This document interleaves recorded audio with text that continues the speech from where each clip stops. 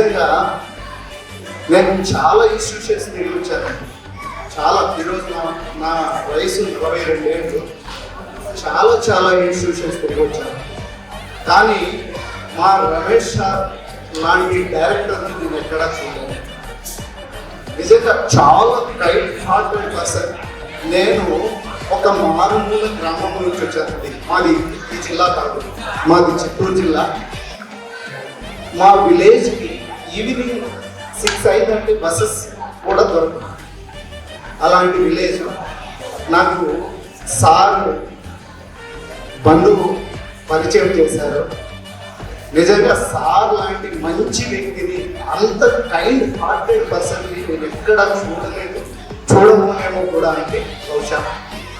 నిజంగా corona sir చెప్పారు, corona టైంలో నేను కనీసము మా విలేజ్కి వెళ్ళలేని పరిస్థితి.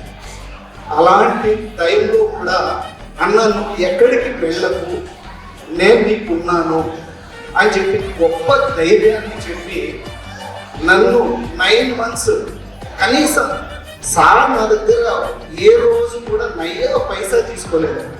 ఈ రోజు వరకు కూడా నా దగ్గర మాత్రము నన్ను ఎప్పుడూ ఒక అన్నగానే చూశాడు. నేను ఈ రోజుకి సార్కి చాలా రుణపడి ఉన్నాను, చాలా రుణపడి ఉన్నాను. అసలు యాక్చువల్గా అయితే సారు నేను కనీసము ఈరోజు నేను చేసే ఇంగ్లీష్ అండి, నాకు వర్క్స్ అంటే ఏంటో తెలియదు. చిన్నప్పటి నుంచి ఇంగ్లీష్ మీడియం చదివాను. చిన్నప్పటి నుంచి పుట్టడం నన్ను తీసుకెళ్ళి మా పేరెంట్స్ తిరుపతిలో వేశారు. కానీ మాది గిరిజన కుటుంబం అయినందువల్ల బహుశా నేను నేర్చుకోలేకపోయిండొచ్చు, లేదా తిరుగులేని ప్రయాణం. కనీసం నేను నయ్యా పైసా సంపాదించుకోలేని స్టేజ్లో నుంచి ఈరోజు హ్యాపీగా రిచ్గా ఒకరి పైన డిపెండ్ అవ్వకుండా వైట్ కాలర్ వేసుకొని తిరిగే స్టేజ్కి తీసుకొచ్చాను.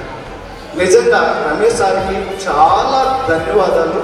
దీనికి మాత్రం నేను ఎల్లప్పుడూ రమేష్ సార్కి రుణపడి ఉంటానండి. Thank you for this opportunity. నేను ఈరోజు ఉంటున్నానండి అందరి ముందర.